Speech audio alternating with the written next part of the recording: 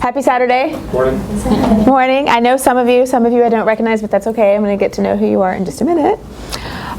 So I'm Dr. Bethany Fletcher. I'm an assistant professor of curriculum instruction and reading education in the College of Ed and Human Development. And this is my 5th year here. Just crazy. Can you believe that, Dr. Oliver? I teach undergraduate reading courses, master's reading courses, and doctoral level curriculum instruction and reading courses. And research agenda, I look at literacy coaching and small group reading instruction with the little guys, K1 and 2. That's my area. So if I seem kind of teachery, that's why, because sometimes I like to, and I also consult in schools. So anyway, the way we're going to do this today is we're going to use Nearpod. I don't know if you guys have ever seen, maybe some of you have seen Nearpod. So if you have any device will do, a phone, a laptop. If you need to come over here and use one of these computers, I'm assuming you're more than they can use one of these if they need to. Okay. Yeah, okay. And just go to nearpod.com. Nearpod.com. And when you get there, you have to scroll down. It's just kind of an interactive app that one of my students actually one of my doctoral students actually introduced me to. So when you get there, just scroll down, and it should have a place. Where is it? It's the 3 lines on the top. Do you see? Oh, you have to go to the 3 lines. Oh, usually you could. Oh, they might have changed it. Usually you could scroll down. It's on your mobile device out there. Join lesson? Yeah, join lesson. Join. Oh, yeah. So you shouldn't have to sign in or anything like that. You should just. Do y'all see join lesson? Yeah. Yes. Click on the top right-hand side. The top right-hand side? This little. Right there. Yeah. Oh, that's different. They changed it. You didn't have to. Oh, okay. That's new. That's new. Yeah, you used to just be able to scroll down. It was right there. Okay, no wonder. Well, there you go. So anyway, so join lesson. They changed it, and then type in the code. And if you get kicked out or for any reason people come in, join late, the code will stay up at the top there. I think in the top left corner. So this will kind of get you in. Okay. And I'm going to join in just to make sure it's working. And then I think it asked you to set up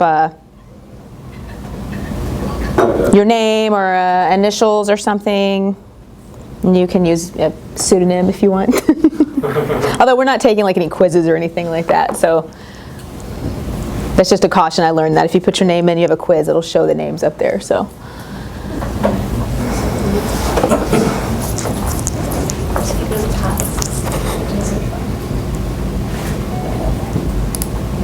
And it should. Oh, there you guys are. Okay, so yeah, it already has a little poll there for you at the beginning to tell us what which program you're in. So I know Alexandra, Shelley, Lizzie, okay. I know Michelle, I know Sergio, J-H. Oh, that's you, Jacqueline. I know Jacqueline by way of my boyfriend and Sophia. Okay, hi Sophia, nice to meet you. You look kind of familiar. I know you just do. You just have a familiar face. I know you look familiar. And then you look familiar too. Tell me your name. Sonia Ball. Oh, you're Sonia. Hello. Well, you know why? Okay, this is why, because she's virtual. Usually she's in my online classes. I've never actually physically met Sonia, but you've been in sorry, my hands are freezing. You've been in 3 of my classes, right? Yeah, see? So yeah, okay, good. Hi there, come on in. We're joining Nearpod, and I'm sure probably Alexandra might be able to yeah. Okay, so, and Sophia, oh, you're Sophia, Sonia. Okay, of course you had to say it right. Yeah. I figured you missed one. It's okay. It's okay. It's perfectly fine. Okay.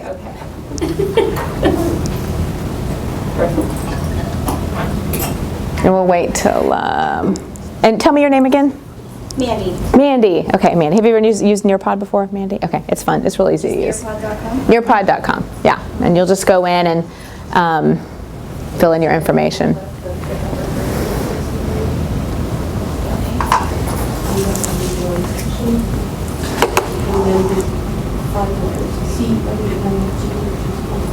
So people get a little technology along with the That's right. review. That's right. Cool. Yeah, I like it. Wait till you see what I have them do in a minute. It's pretty fun. Okay, so I'm going to go ahead. So Mandy, which program are you? Are you master's level? You're doctoral level, aren't you? Doctoral, Yeah, okay, that's what I thought. Okay, I'm going to go ahead and just for time's sake, I'm going to go to the, oh, there you are. Good. Okay, so here's the next poll. Your college, which I have a guess where we're all going to land, or most of us are going to land, but I'm assuming most of us are C.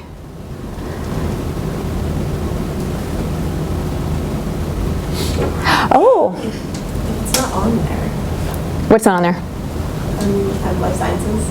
Oh, so you're probably college of science and engineering? Is that your main college? Yeah. Oh, sorry.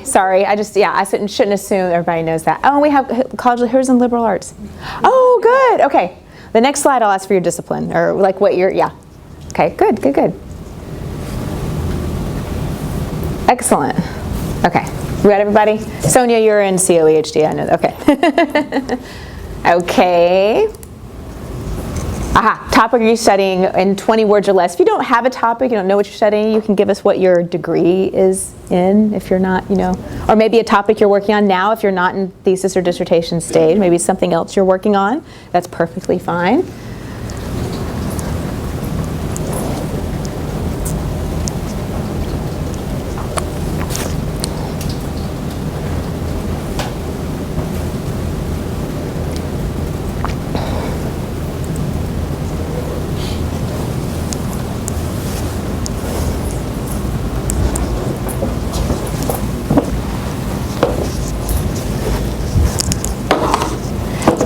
School safety, curriculum instruction, learning technologies. Okay.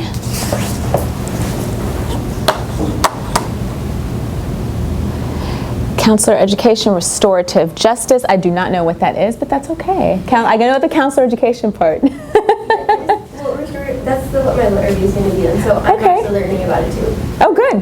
Basically, like, when two people get in trouble, instead of just sending them to, like, to get discipline at school, they have to, like, talk through the issues. Okay. And they each have a person who's representing them too. So it's trying to get them to learn what they did wrong through that instead of just getting sent to ISS. Okay. Interesting. Okay. Big criminal justice. Yeah, I was gonna say Sergio is in the same. Yeah. That's a big CJ field as a venue for incarceration. Okay. Is more so keeping people out of jail. Right. Okay. That then- makes sense. What do you call it? I'm drawing a blank. Restitution to victims of crime also. So it's involved all that. Oh, okay. Oh, good. Okay. Yes, Sonia is in our Masters of Reading program. Ooh, the effects of a yoga-based social emotional learning program on emotional, I'm assuming regulation. Very cool. All right. I need a little yoga in my life. Okay. Mangrove interactions with salt marsh plants, nutrients, and pollution levels along the Texas coast. Awesome. Very good. Do you know Nicole Polson? Nicole Pring? Okay. No, anyway. Okay. Very cool. So you're a science person. This is interesting. So when we talk about APA, forgive us, because that's what yeah. But you, okay, good. Mexican Americans in World War I, the borderlands in Europe. Excellent. Okay. So what's your program of study? Your larger program? History. So Excellent. College of History.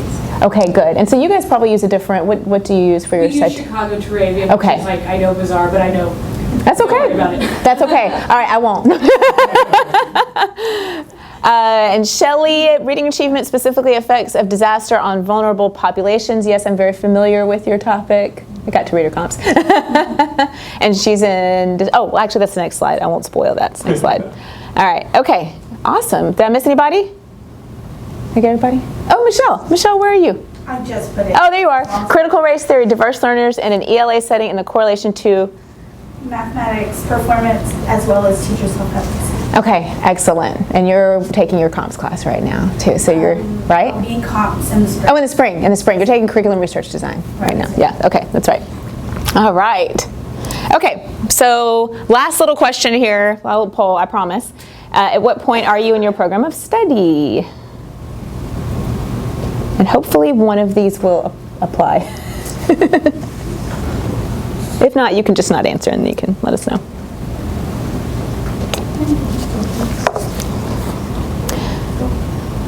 Sandra, been in a year or two. Sophia, just began program. Sergio, in a year or two. Wow, that's crazy.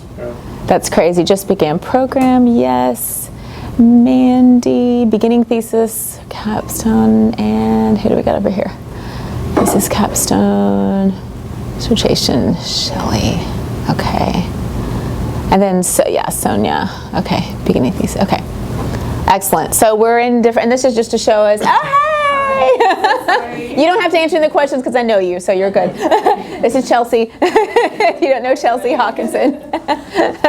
Chelsea is CNI, been in dissertation for a while, and topic, I'll let you tell your... Student perceptions of participation in learning communities. Yeah, she teaches in our first year of program, so excellent. Okay, so we're kind of in a lot of different places here, but that's okay and that's good because literature review is something that you can work on at any time, and I encourage you in your program, even from the very beginning, and we'll talk about that as well in a minute. Okay. All right, so this is called the literature review. Oh, what fun. Yes, there's a little bit of snarkiness in there because, and I think it's on the next slide, how do you feel when you hear the phrase literature review? This is where you get to draw. Just very quickly, you get to draw a little bit on your Nearpod. And you can be honest, it's okay. Or not.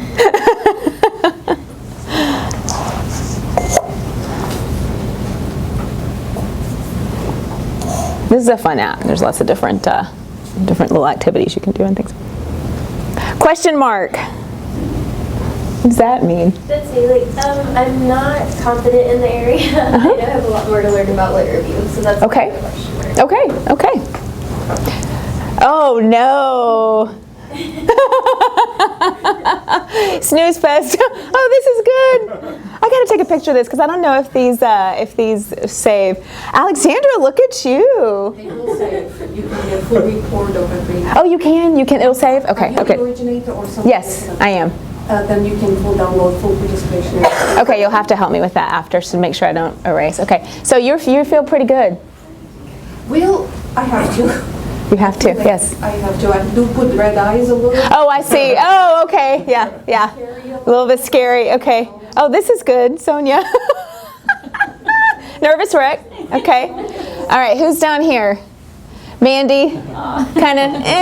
Meh. Neutral. Yeah. Okay. Michelle. Neutral. Yeah, it's kind of. Shelley. Okay. Shelley. What is this? It goes on and on. Okay. I love it. Now, so Chelsea hasn't joined in yet, but I have a feeling I know what her face might look like. I don't know what your face might, because she's working on hers very diligently right now. So I don't know. What would your face look like, Chelsea? It would be a smiley face because I'm trying to be positive.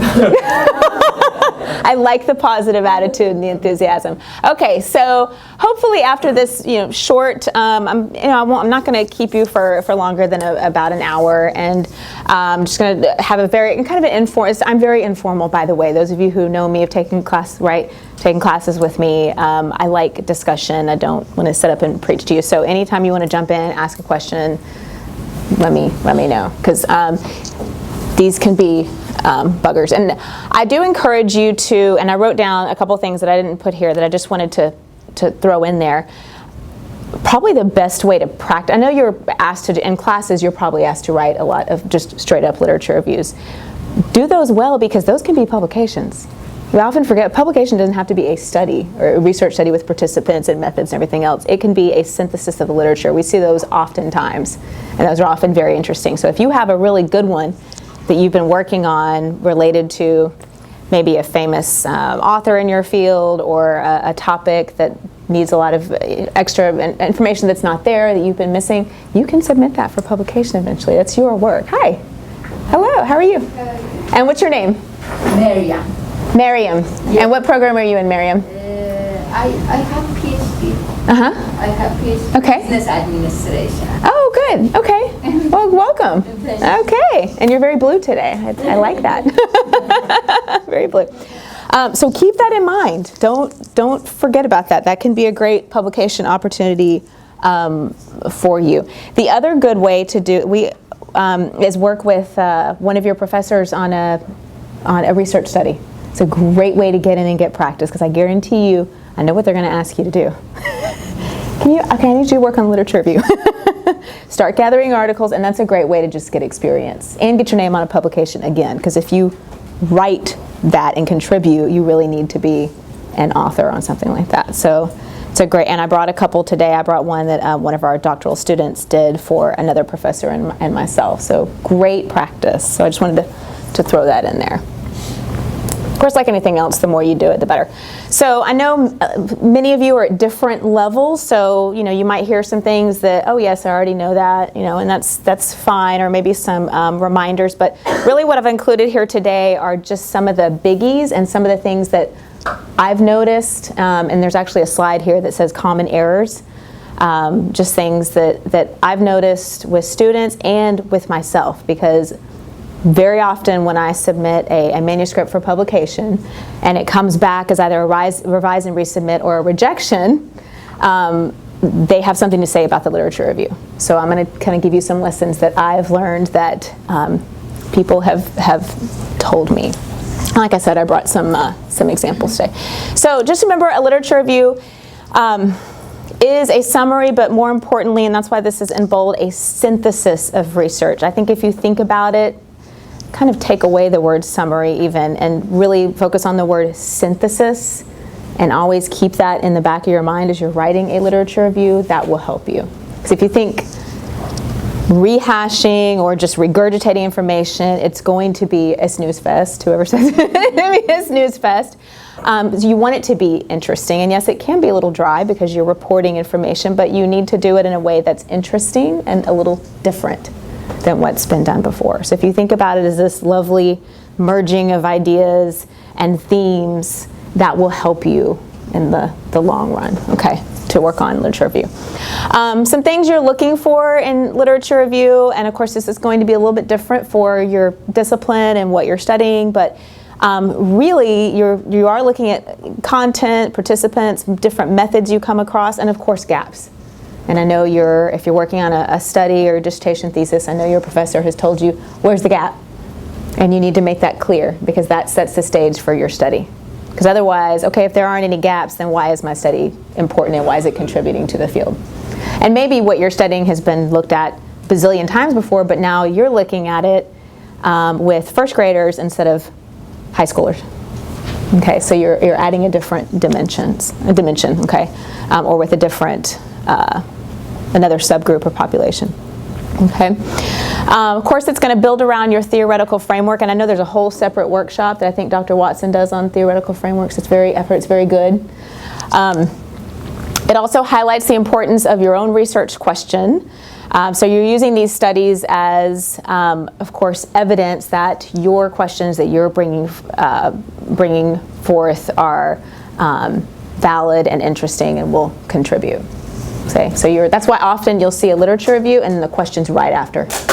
So I'm setting my reader up, giving them all the information that I know, and now, all right, here's what I'm wanting to find out. Okay, and here's why. Also, of course, we know new research, and that you guys are working on if you're doing a capstone, a thesis, or a dissertation, almost always, of course, has its origins in existing research. Okay, so there might be a little bit out there on your topic, or a minimal, or a medium amount, or a large amount, but you're trying to find that area where you're going to add, and your study hopefully can emerge out of, it really should emerge out of the literature that's already there. It's already out there, okay? And of course you want to immerse yourself in the literature. You want to read and read and read and read some more until you start looping back around to the same. Has that happened to anybody? Where you've read so much on a topic? I'm sure, I'm thinking Shelley. I know Shelley, it's probably happened to you, because I've seen yours. You've read so much right, about devastations, hurricanes, these events, that you're starting to loop back around to the same source, right?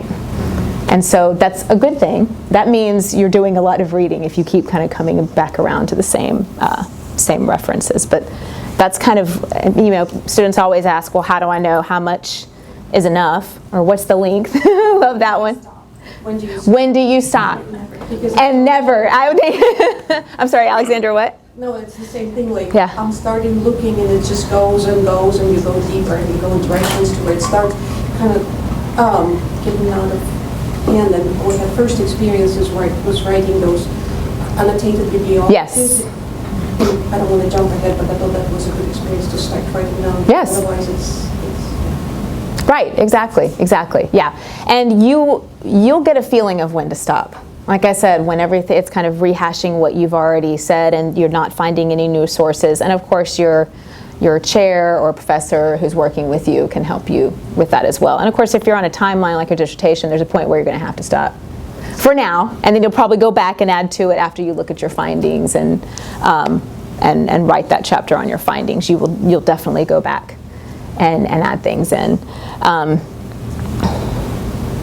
as they emerge. But yeah, some of that will come up here later too. Why do we write these? Yes, there is a reason. It's not just to be mean.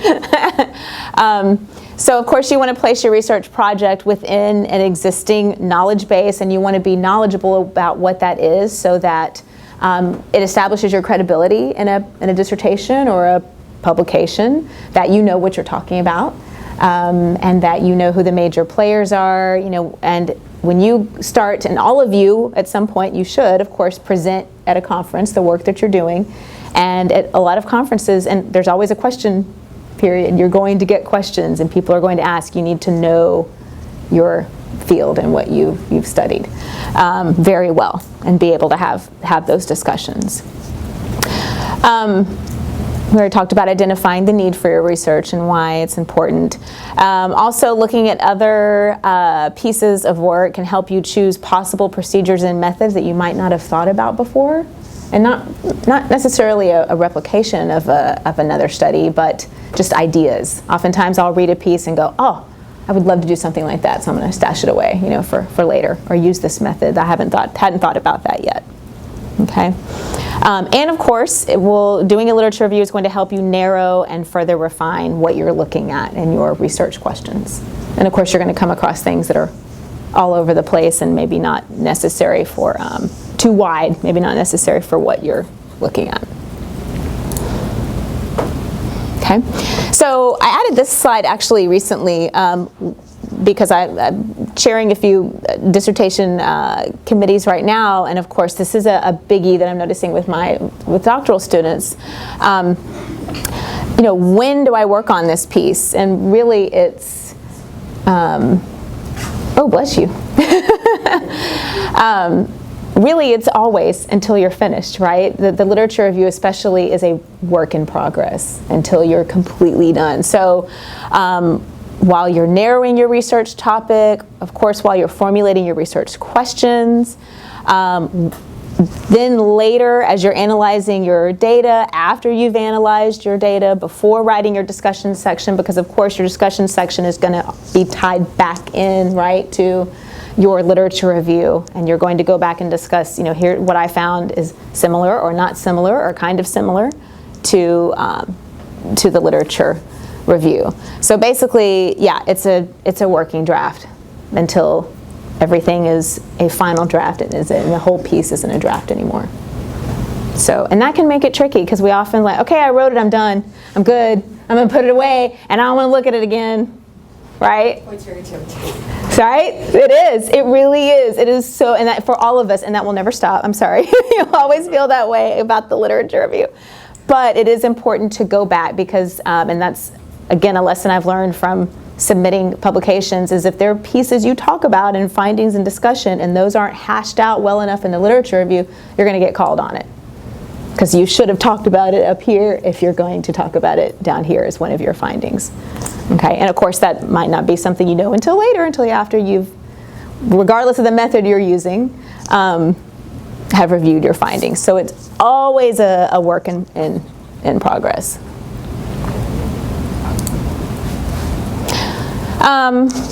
So a little bit about what a literature review looks like, and this list kind of starts with what it isn't, because I think we eliminate what it is not.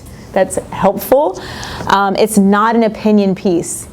Shouldn't see I, right? We don't care what you think. We care what others think in the literature review. We want to know what's out there. Now, of course, you can present it in an interesting way and synthesize everything and merge these pieces together in really what can be a lovely way. But it's not a place for I think, I feel, okay, I know. All right. This one's a biggie, and I've seen this a ton with students. It's not a series of abstracts or an annotated bibliography. It's not a list of summaries. Here's my introduction, then I talk about this article or this piece, or I talk about this article in the next one, and then I summarize. That's what it is not, because that would be A, boring, and B, it's not a synthesis, right? You're not putting everything together that you know. So I'll give you a few tips on what you want to do. You want to make sure you cover, again, and this goes back to what I was saying about your findings, cover everything you're studying. I'll give you an example. I have a student right now developed a survey and is piloting it, brand new, very new survey. Everything that's in that survey, we need to know where he got that information, right? Where it's coming from. I need to see that in the literature review. How is he backing it? He's not just going to say, oh, I threw number 19 in there because I liked it. It's got to come from somewhere. So we often see that missing piece. Just make sure that what you're using for data collection, survey, focus interview questions, if you do a focus group, or individual interview questions, those kinds of things. Okay. A test you're using, or some other kind of measure. Don't attempt to cover everything. I mean, it's almost impossible to cover, depending on what you're studying. I have another doctoral student working on something that's kind of new. There's not a ton out there, so she probably can cover everything and she should. But if you're working in with a topic that's been well researched, it's almost, you want to look for the most salient pieces and the most important pieces that you can find. We'll talk about this in a little bit. Cite everything. As you're taking notes, however you choose to, if you're by hand or in a Word document, or if you prefer to use a program, make sure that you're noting the worst thing you can do, and I've done it many times, and I don't know why, I'm still not learning my lesson. I did the other day, I had to scrounge through like 50 articles to find one quote, because I didn't write down where it came from, but I really wanted to use it. I was determined, I have to use this. It's very important, it's foundational. I can see it, I can even see what it looks like on the page where I read it, but I had to go back and look. So lesson learned, you should write down the page number, even if you don't plan to quote it, write down where it came from, the page number. So yeah, we'll talk about citations a little bit. Abbreviations, I looked at another paper yesterday where the abbreviations were kind of unclear. Make sure you're kind of going, just because you use it once in one chapter, usually in the next chapter, if you have an abbreviation you're using again and again, write it out again, for your reader. Very helpful. Okay. All right. Locating sources. How are you guys feeling about I don't want to spend too much time on this. Are we good with locating sources, or is there any? Okay. Luckily, we have this lovely place here and the library, and we don't have to do I have this here? I hope I do. Yeah, I have to do that. I love that. Prehistoric Googling. Oh, great, I'm prehistoric, because that's what I used to do. So it does make it much easier, and we have, of course, fabulous librarians here who use them. I mean, even if I try to find an article, I'm like, all right, I can't do this. I'm spending too much time finding this. Email somebody, they can usually find it in a day or two. So, something obscure that you're trying to find.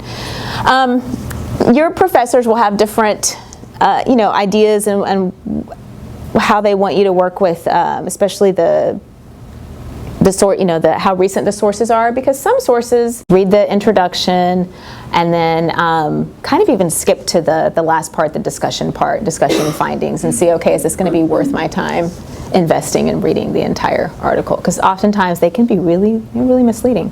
The keywords can kind of be, whoa, that is not what I meant by topic A, but that's what this author means.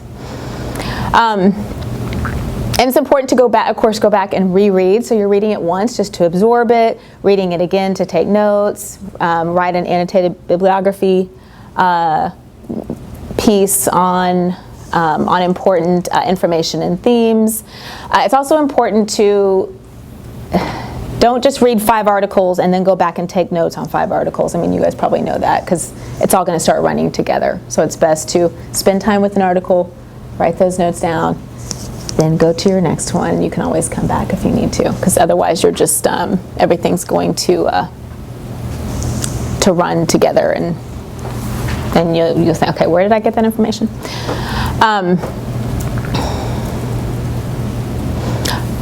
You might want to, again, however you decide to, by hand or digitally, if you would have an article and you think, okay, I'm most likely going to use this, have the citation somewhere. That way you don't have to go back and do it later. Because usually what happens when in cases I've done that is I miss an article. And then I've cited somebody and I don't have it, he or she is not on my reference list. And yeah, it's happened quite a bit. Some things to note, and I brought some different graphic organizers. If you choose to want a tool like that, of course you can always create your own. But some things you're looking at, especially with empirical studies, is how was the research executed, the setting, participants, data collection, data analysis, procedures, findings. Those are your main pieces that you want to know in an annotated bibliography, and some other sort of note taking. Okay, and again, any quotes that you really want to use, write down the page number. Very, very handy. Okay. Okay.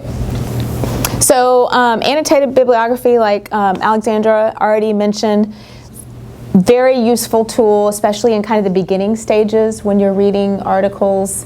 Are you guys pretty, is this what you use? I'm sure, you've all been taught how to do, I'm sure, an annotated bibliography. Okay. Are they helpful? Has it been helpful okay. Again, whether it's by hand, and again, we all have different ways of doing these things. But this is an example of one for one of our TAs was working on a literature review for me. Like I said, I'm not kidding.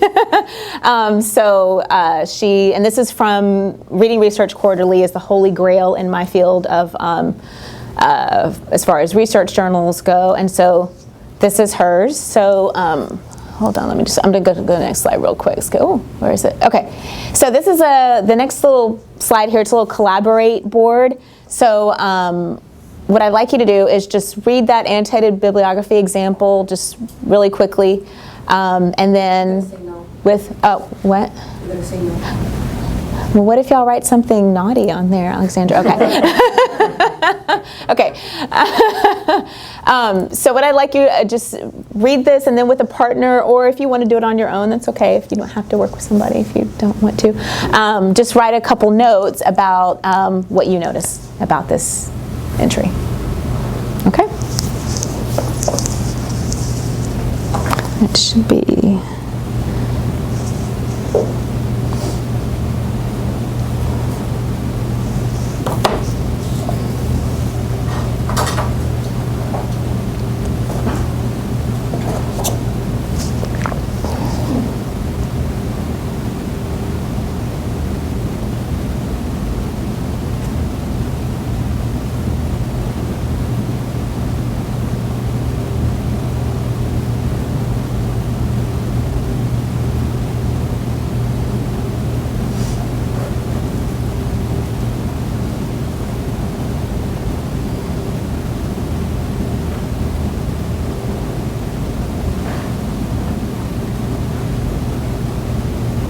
What you might want to do is maybe write some notes down real quick, and then I'll flip it to the next slide, and you can just chat with somebody or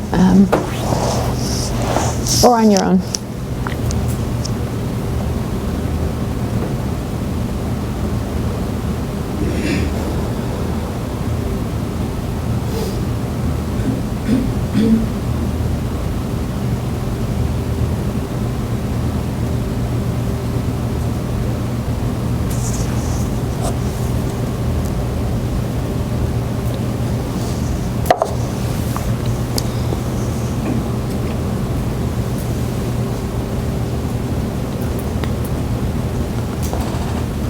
They're ready for me to flip it to the next one? You good? Okay, and again, not about the actual content, but just what you notice is included in annotated bibliography.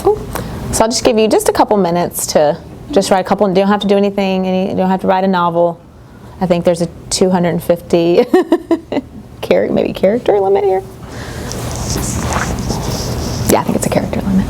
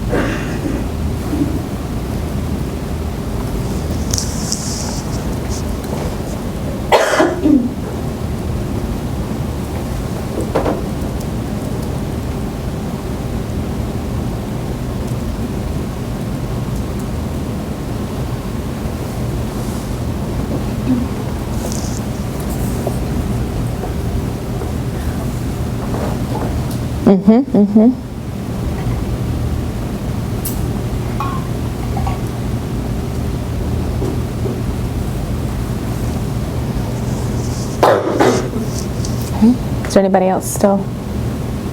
Okay. My phone froze. Oh no! You can come if you want to. You can use one of the computers here, Michelle. This is Clever Board is waiting for.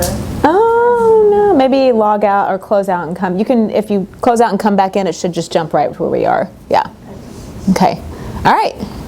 Good.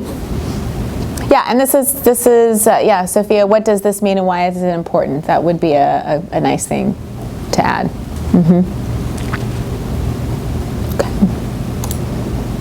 All right. Oh, sorry, Sergio, but this is for the ladies in the room. I know. I like that one, right? It's awesome. Literature review, like our love is come. Okay, so I brought 3 different graphic organizers. They're very different, but I think they're helpful. How many of you like stuff like this, visual? Okay, and some of us do, and if you don't have to use it. Personally, I use something a little bit different, but let's see, there are 2 pages here. So why don't you take, oh here, let me give you a couple more. Take 2 and pass those around.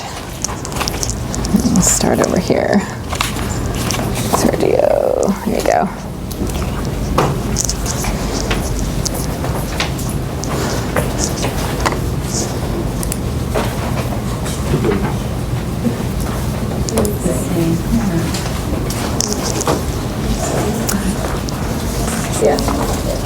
Yeah, so there's a front and back of one, and then the other one has a front.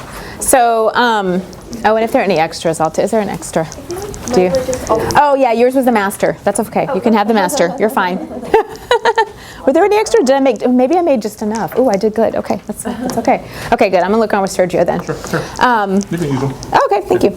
So very different. As you can see, the first one, or this one right here on the first page, I think this one has you writing your research questions here, which I think is a good idea. It keeps them at the, I mean, really, as you're in the process of a capstone dissertation, you would probably have these posted in your car and on your bathroom mirror, right?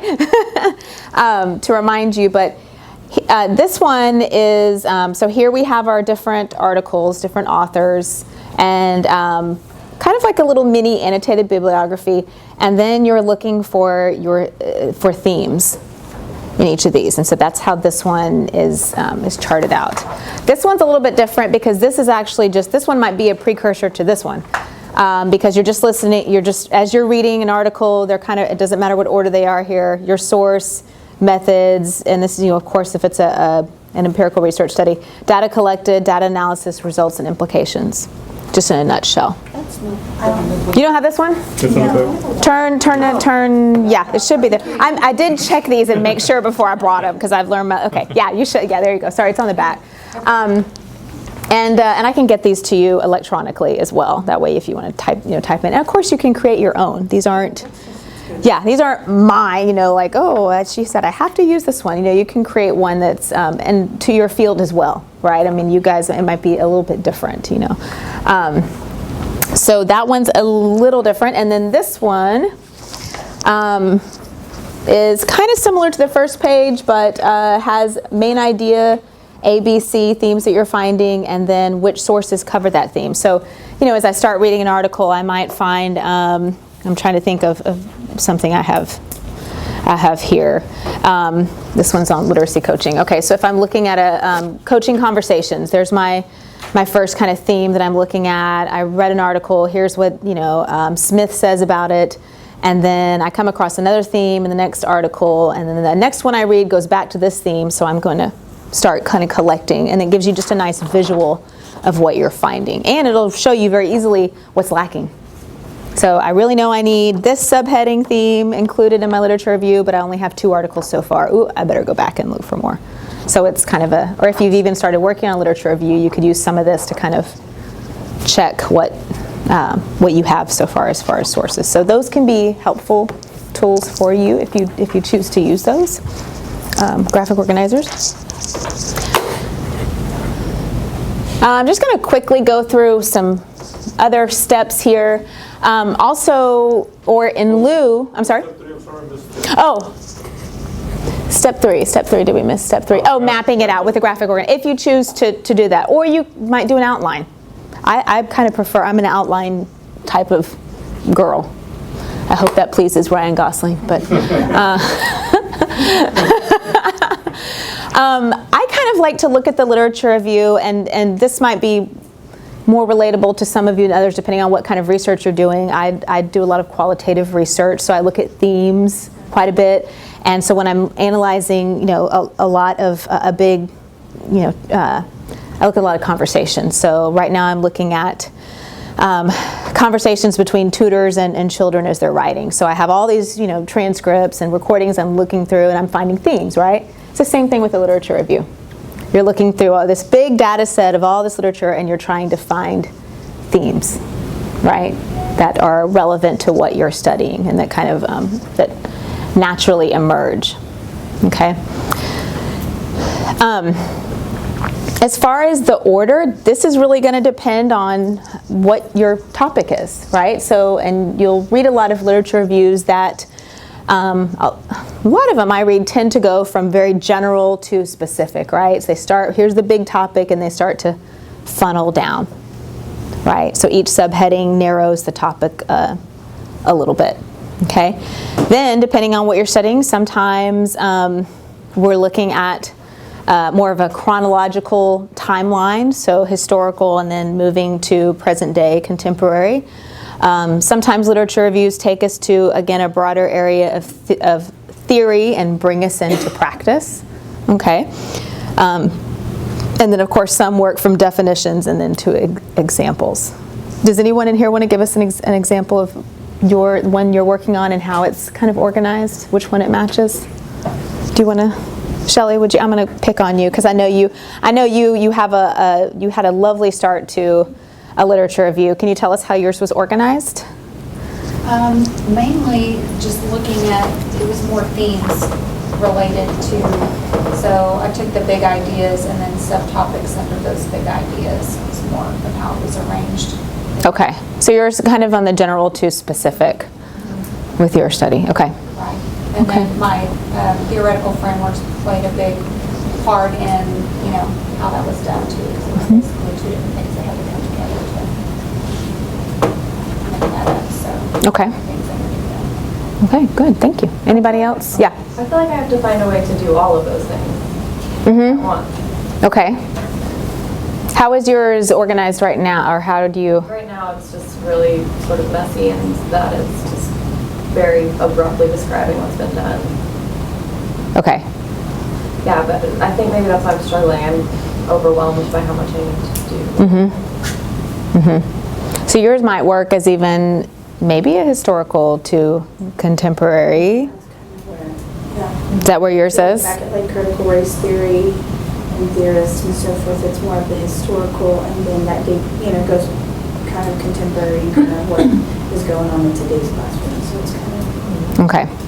And for some topics, it might work two ways, and you just kind of have to figure out which one is going to work better, and the outlining I think will help with that, to give you a big picture. It's always good to start with that big broad outline first, right, and see what your big picture is. Okay, as far as how to organize this massive project, right?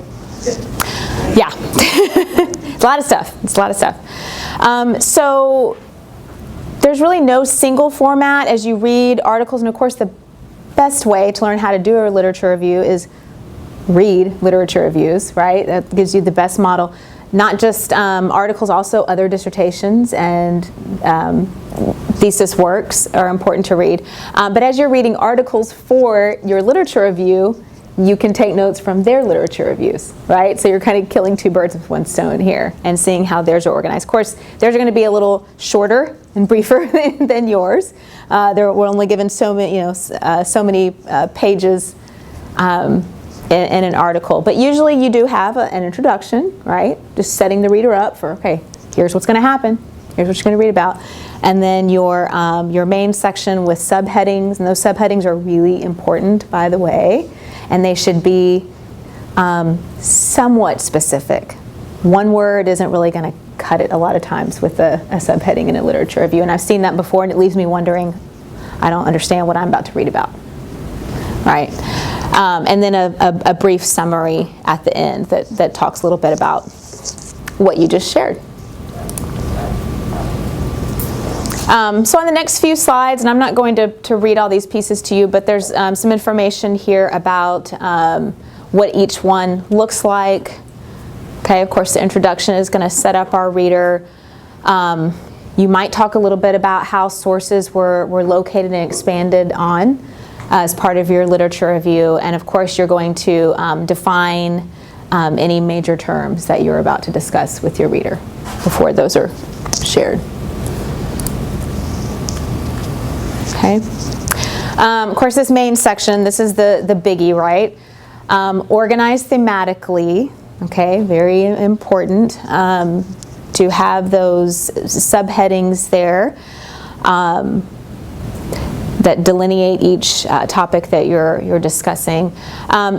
You want to make it flow as much as you can. It shouldn't be so PC. Okay, now I'm going to talk about this. All right, now I'm going to switch gears in this next sentence or next paragraph and talk about this. It really needs to fit together in a logical order, right? Whether it's, like I said, historical to contemporary or general to specific, make it flow. Use your writing skills. And of course, we have resources here on campus if you need, and we all need help in those areas, by the way. Using things like in addition or contrary to, because you'll find studies that have show different results. So of course you'll want to present those. Similar findings reported in a study by, and you really want to vary your sentence structure as well. So that every sentence doesn't start exactly the same. So and so found, so and so stated, so and so did this. Okay, make it flow. Use quotations sparingly. I always say, my rule of thumb is, all right, if I cannot possibly say it any more eloquently than this author, and it's so classic and so needed, and it's really going to add to what I'm writing, then I need to find another way to say it, right? Nothing's worse than looking at a literature review and every other sentence or in every paragraph there are two quotes. And I've seen it happen many, many times. So, because like, oh, he just said so well here. Well, we need to, make everything flow a little bit better and paraphrase when we can. Start each paragraph with the point you wish to make. And this is just good writing skills, right? These are, don't leave your reader wondering. Okay, don't leave your reader wondering, I'm not sure what this person's talking about in this paragraph. I'm not getting the gist of what I'm supposed to know here or why it's important. Okay. We talked about using primary sources already. You can summarize each section as well, so to kind of wrap up again to make it flow better into the next section. Question. Oh yeah, bless you. When I was reading over my work, I felt like I needed to cite more, especially like in the introductions, because I was writing about experiences that people had. But in order to cite those, I had to go to news articles, and there's not anything out there because it's new. So is that okay to cite like newscasts or news articles, online things, just to? Oh, sure. As long as that, I mean, and that's not the bulk of what you have. That's just, and I know because I've read what you did. Yeah, that's whatever is necessary to include there that adds to the literature that's there. Okay. Yeah, you're find a report or anything like that yet. Right. So. Yeah, and some things that you can't find anywhere else, but it is a news source, and that's perfectly appropriate. Yeah, and if your committee wants it out, they'll tell you they want it. Okay. They want you to take it. If they don't like, I mean, they're always the last. If we're talking dissertation committee here, they're the gatekeepers. But no, it's perfect. It's perfectly fine. Yeah, and that's very different than I'm going to write a literature review and all I'm going to use are website sources. I mean, obviously not, right? You're just using that to add to. Verb variety. This is again just good writing. A good way to check on this is after when you have a nice draft going of your literature review, do a search for verbs like stated. That's a good one. And this is just a good write. It's just something we teach even the little ones when they're writing. How many times did you use said, okay, or stated, or describes, defines, and if if it's coming up in yellow every other sentence, and you're I didn't realize that. Go back and find some other ways. And of course, these are very different. Let me see what my next slide is, because I think I had okay, yeah. So, like if we look at the verbs on the previous slide, they're very. You have to be very careful with it. You have to think about, okay, what am I trying to say here? Right? Because saying something like defines or describes is very different than saying argues, right, or asserts. They have different shades of meaning there. So it's important to not throw in a verb, I just need a different verb, and it doesn't really fit with what you're trying to say. Does that make sense? With what you're trying to say. So a thesaurus comes in really, really handy. I love the thesaurus. It's very helpful. And it's fine too. This is kind of more of an editing issue later. I'm the kind of writer, I just like to get it down. If it doesn't sound great, fine. I'll go back and fix it. But it's just something to be aware of, because it can make your literature review sound a little boring, right, and stale. Okay. All right, I'm gonna skip this next one. Okay. Then a summary, and again, the summary is a nice lead-in to your research questions. So it is a time when, in a thesis dissertation, you're going to tell us what your research questions are a couple times, most likely, and this is a good place to do it, because you've set your reader up now for, all right, I told you what I know, I told you what I've read, what I found, what so-and-so says, and these people disagree, and here's what's missing, and now here's what I'm going to study.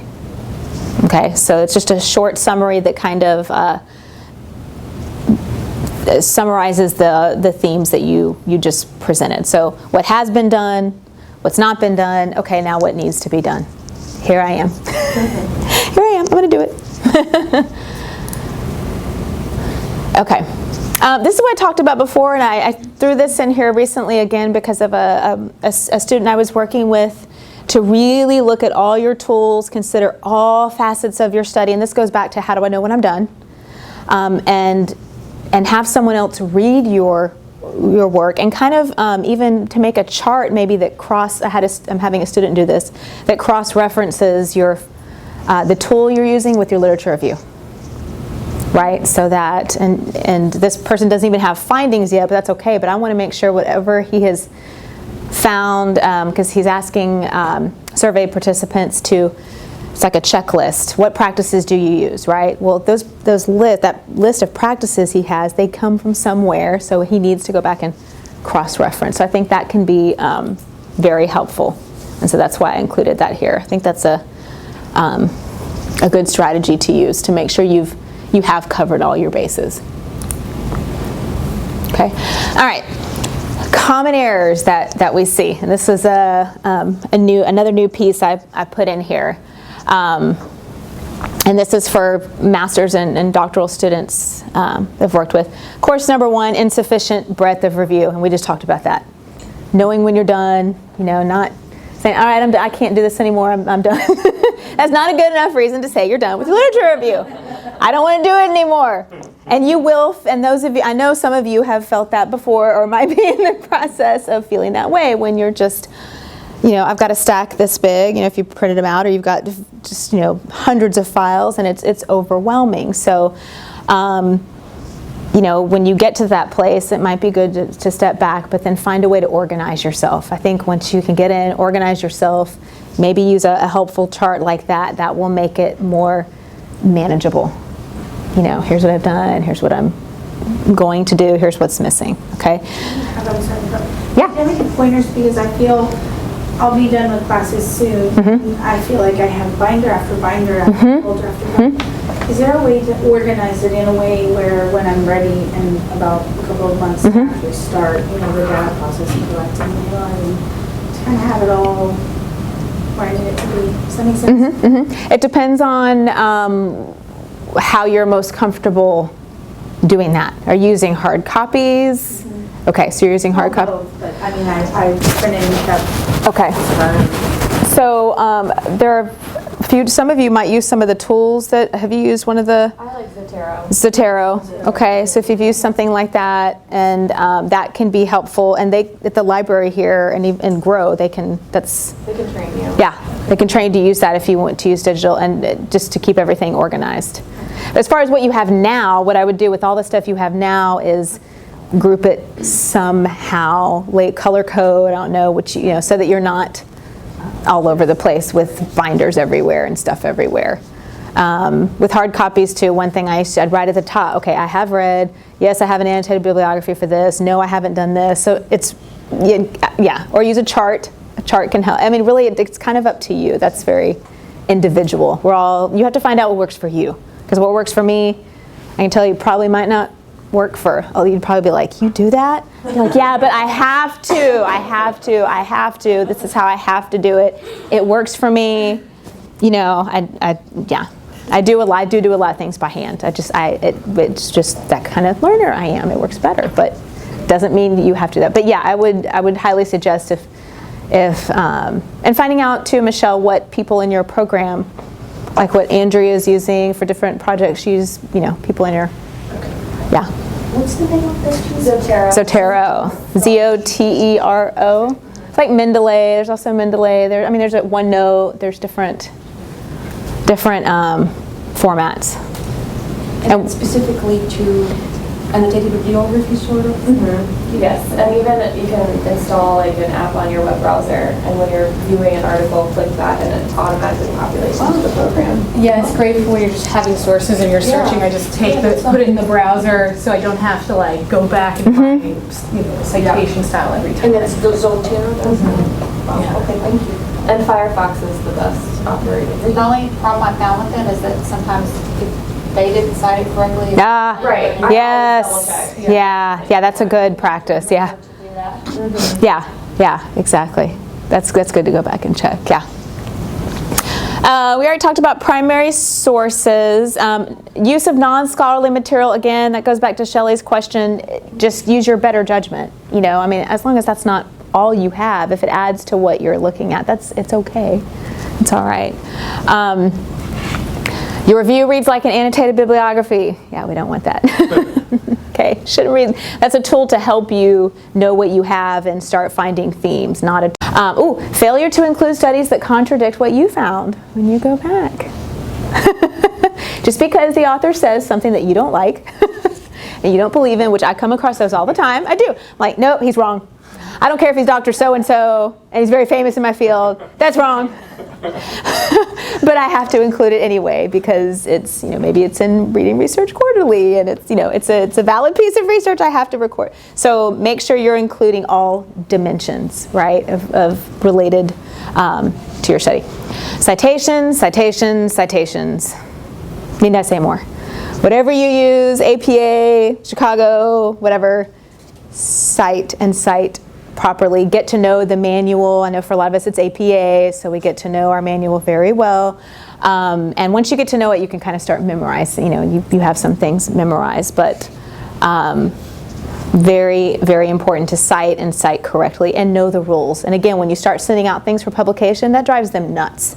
They will catch it and they'll call you on it. This is missing in the reference list. This isn't cited correctly. You have APA Nazis out there. They really are. Then this last one, I've seen it happen many, many, many times, accidental plagiarism. And I'm pretty sure 100% of the time, most of the time it's accidental. It's accidental. It's not like, oh, I'm just going to copy this whole paragraph, But just be very careful of that. Very, very careful.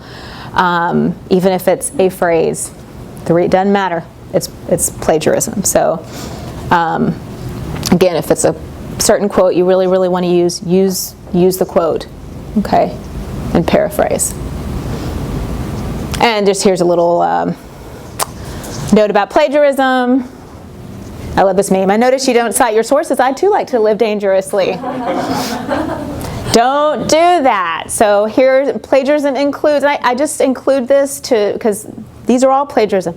Using another writer's words without proper citation, of course. Using another writer's ideas without proper citation, right? You did not come up with famous topic A, gradual release of responsibility. You did not come up with that. Somebody else did. Cite them. Citing a source but reproducing the exact words without quotation marks.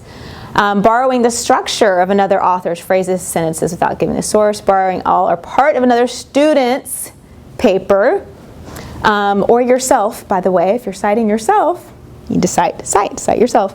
And using a paper writing service, having a friend write the paper. I know you guys would not do that. I hope you would not do that. Anyway, just some things to be aware of. Okay. Okay. So again, get to know your manual, and then once you do, it will change again. Because haven't we had 6th edition for quite a while? Now I'm just worried. Just when I get used to. It's got to change soon. This one has been around for a while. Just when I got used to putting a period here with no space, you're going to go and change it. Okay. Drives me crazy. Okay. This is a helpful checklist. And again, you have I sent a copy of this PowerPoint. So there's, will all be there for you. So you have a helpful checklist here to go in. You can use it to look at others. Literature reviews, I encourage you, of course, to work with each other and read each other's work, and probably frequently is very smart. And so this is a nice checklist you can use to kind of hold yourself accountable and if you're looking at your peers' works. Okay. Okay, we're not gonna do that. Okay, there is a helpful. It's a very quick little video I found. We're not gonna watch it here, but it's here for you in case you want to go back to it later. It's a very quick little literature review video. It's kind of a rehashing of what we talked about here today, but I like it. It's very, if you need something, just a reminder. Before we get to because I know we have until 1:30, I have some examples up here if you would like to look at them. I brought several different, and of course these are in my field, so of course I encourage you to look at ones in your field, but I thought, okay, I'll bring some examples just in case. But I did bring an example of a literature review that I wrote with a partner. I brought a literature review that a doctoral student wrote for a study that a colleague and I are doing. And I also brought a completed dissertation that I co-chaired of a literature review and a master's thesis literature review that was a strong example. So I kind of brought a variety. If you want to stay and look at those or even take one, you're more than welcome to. I think they're not perfect, but they're good and they meet what we've talked about today. So okay, last thing, just to end on something fun. Now how do you feel when you, let's see if there is any change after this hour. I'm going to look for improvement here. No.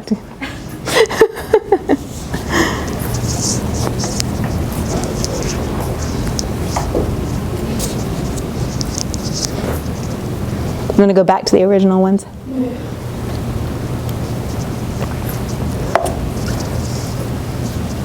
happy face.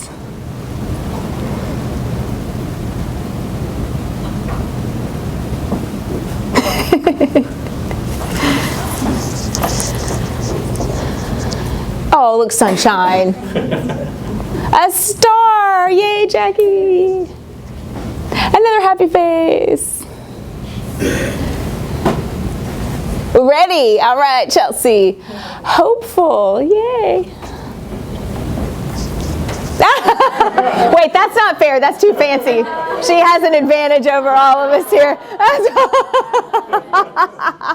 Oh, I love it. No fair, Alexandra. Who are we waiting for? Shelley? Oh, Sonia. Oh, Sonia, that is an improvement. The other one was very frazzled. It's very frazzled. Where's your, a heart. I hope y'all aren't lying. Hope you're not. Okay, this is what she wants to hear, so I'm going to be a good student. Okay, so I hope you enjoyed, got some little tips. You can always contact me. I'm in the ECDC second floor. I'm here all the time. I live here. If you want to come by anytime or email me, I'll be happy to sit with you, chat. You can cry. No. No tears allowed. And again, if you want to stay and look at some of these examples or you have other questions, you're more than welcome to. I'll hang around. Okay? All right. Thanks for coming on a Saturday. You guys are great. You're great. Thank you.